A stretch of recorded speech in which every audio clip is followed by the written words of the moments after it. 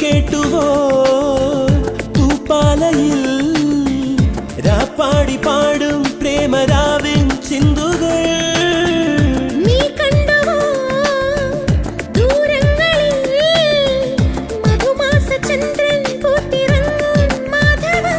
അവിടെയോ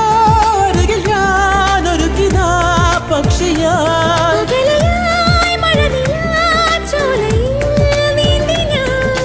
വിരഹമെന്ന പദമില്ല കവിതകളിൽ